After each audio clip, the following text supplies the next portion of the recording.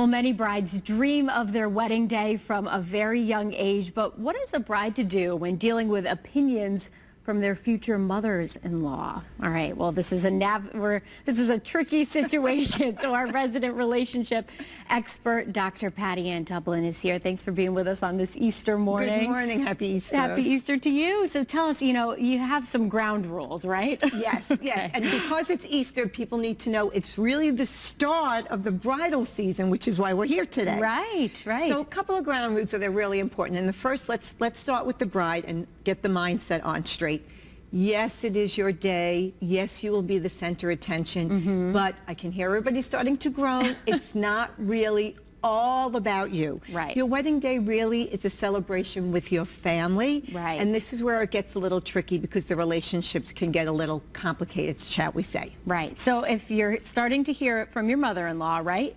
Talk to your fiance first? Okay, exactly. So the first thing that you should do, like you say you're engaged, you start to set the date. People have a zillion questions, and the monster-in-law or mother-in-law tends to maybe have her own opinion. Here's the first thing you need to do. Okay. You and your partner absolutely have to identify and establish the non-negotiables.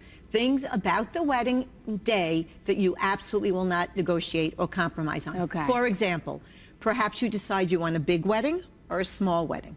Perhaps you want a religious service or a secular service. And you and your partner have to be very clear that that's what you want.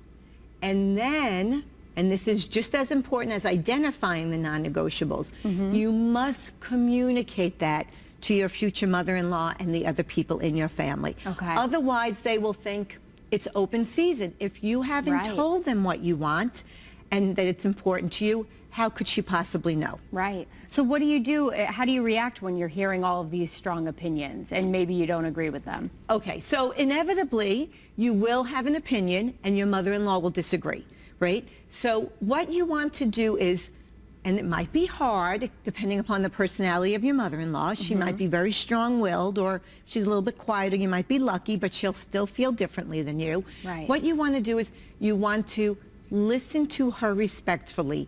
Hear her out. Listen to her reasoning as to why she wants what she wants that's different than you. And then you just tell her very respectfully, I hear what you're saying. However, we have decided that that's not what we'd like to do. Right. Now, here's the trick, though, and this is important. What you want to do then is give her something else that she can be involved with. Right. Include her. Exactly, because she just wants to really feel included as opposed to maybe taking over. All right, maybe some do want to take over, but you're not going to let that happen. So what you can do is you can let her go with you when you try on your bridal dress, or perhaps let her go with you when you look for the venue or the music that you want. Even perhaps well, we'll just leave it at that. Okay.